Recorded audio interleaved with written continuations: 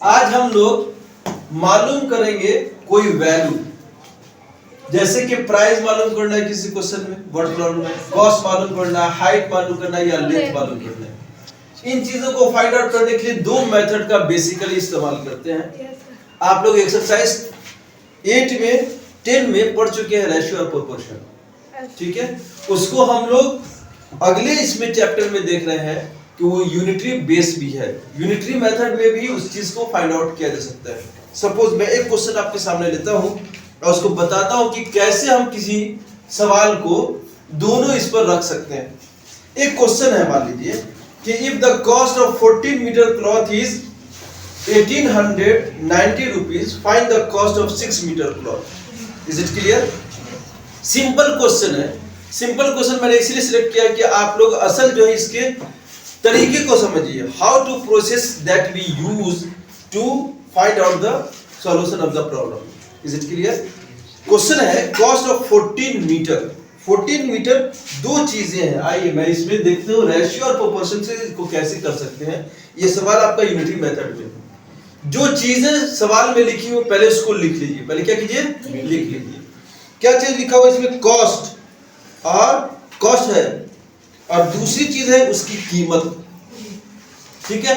एक में तो है कॉस्ट हो गया 14 मीटर क्लॉथ, इसका मतलब उसका लेंथ मालूम है। दो चीजें मालूम है। क्या मालूम है? लेंथ।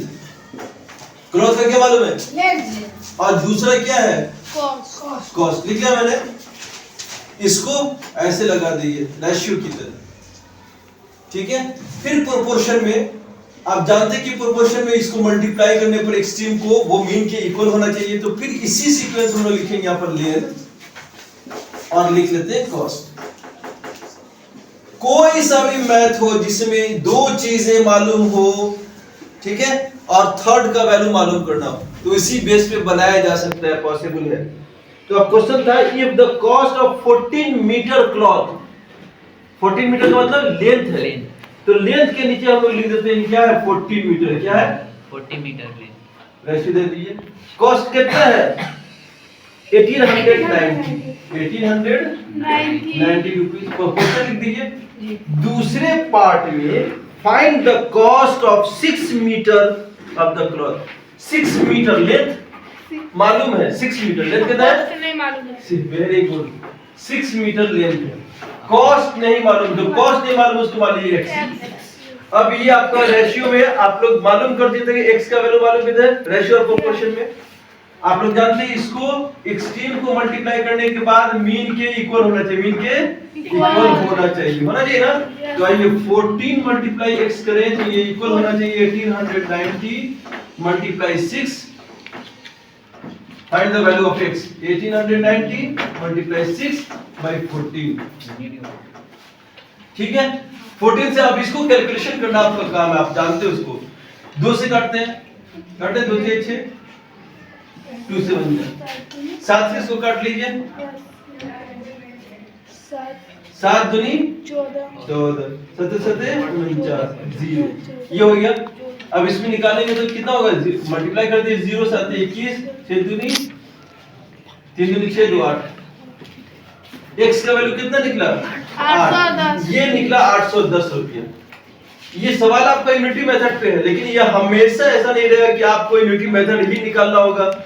जब शर्त लिखा रहे तो शर्त पर उसी बेस पर हम लोग बनाएंगे, शर्त पे ही बनाएंगे, और नहीं तो हम लोग किसी भी मेथड से बना सकते हैं। याद रखिए यूनिटी मेथड में क्या होता है?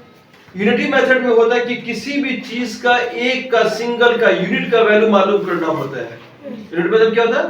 अगर आपको किसी सवाल में लिखा रहे कि यूनिटी मेथड से ही बनाना है तो बनाएंगे, अदरवाइज आपको जैसे आसान लगेगा वैसे आप बनाओगे, ठीक है। यूनिटी मेथड में अब क्या चीज है, इसमें क्या क्या चीजें लिखी हुई है इसको देखिए। इस क्वेश्चन को हम लोग यूनिटी मेथड पे बनाने की कोशिश करेंगे, ठीक है। इसमें क्या चीज लिखी हुई है? कॉस्ट लिखा हुआ है। क्या लिखा हुआ है? कॉस्ट लिखा हुआ है। उसके बाद क्या लिखा हुआ है? किसी चीज की लेंथ है। दो बातें लिखी हुई है ना। Yes sir. कॉस्ट में कितना लिखा हुआ है? पहले में लिखा हुआ 1890। लेंथ कितना है? 14 मीटर। Yes sir. और दूसरा क्या लिखा हुआ है? 6 मीटर। यानी ये दो चीजें लिखी हुई हैं, यहां पर एक चीज गायब है, ठीक है। यूनिटी मेथड में फाइंड आउट करना है तो अब क्या होता है कि सबसे पहले हम लोग को एक सेंटेंस लिखना होता है, मालूम करना होता है कि तो अब जो सेंटेंस बनाएंगे ना इसमें ये चीजें पहले 14 मीटर का इस्तेमाल पहले किया जाएगा। लिखेंगे कॉस्ट ऑफ, क्या लिखेंगे? Cost of 14 metre cloth is ₹1890। यानी जो चीज फाइंड आउट करना है वो सेंटेंस में कहा गया, बाद में आया। जो दो चीजें लिखी हुई हैं वो शुरू में स्टार्ट में होंगी सेंटेंस में। क्लियर है? तो लिखेंगे अब कॉस्ट ऑफ, क्या करेंगे यूनिटरी मेथड में पहले एक का 1 मीटर क्लॉथ का कीमत निकालेंगे। ठीक है, तो 1 मीटर क्लॉथ की कीमत कम होगी या ज्यादा होगी? कम हो जाएगी, तो इसलिए यहाँ पर डिवाइड कर दिया जाएगा। क्लियर है? उसके बाद दूसरा हमको कब अब मालूम है, हम क्या देंगे 6 कॉस्ट ऑफ 6 मीटर क्लॉथ का कीमत मालूम करें। तो अब जो है ये रेशियो बढ़ जाने वाला है, कीमत बढ़ेगी भाई। 1 का कीमत इतना है तो 6 का कीमत उसके 6 गुना हो जाएगा, इसलिए मल्टीप्लाई 6 से करेंगे।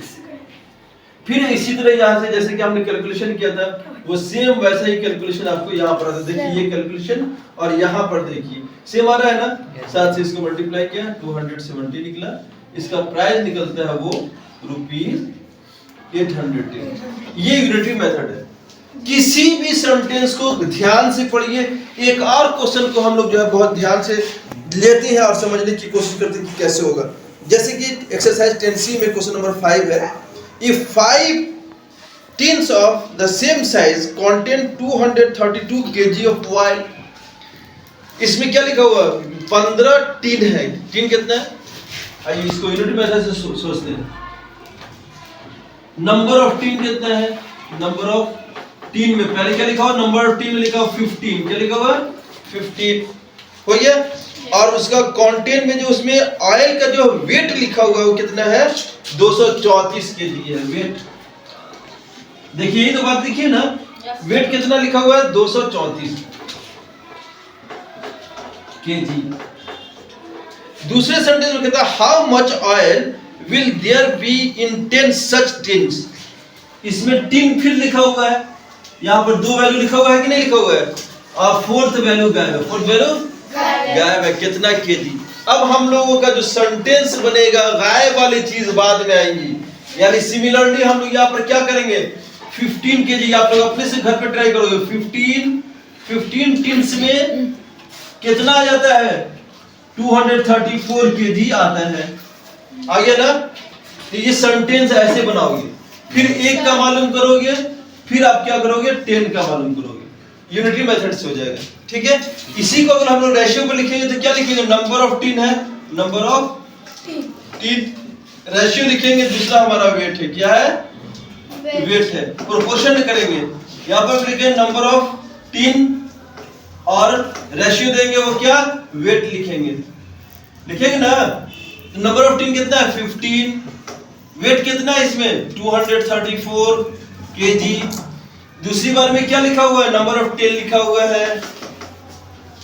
वेट नहीं मालूम है, वेट 100 है। देखिए सेम हो जाता है कि नहीं हो जाता है? Yes sir. तो अगर कहीं पर कंडीशन दिया होगा तो यूनिटरी मेथड से आप लोग बना लोगे। रेशियो से होगा तो रेशियो से लिखोगे। ठीक है, तो ये अगर तरीका आपको मालूम है तो रेशियो में आप कोई भी चीज ने x का वैल्यू निकाल सकते हो। ठीक है, 10 एक्सरसाइज आपका जब से स्टार्ट होगा x का वैल्यू निकाल सकते हो।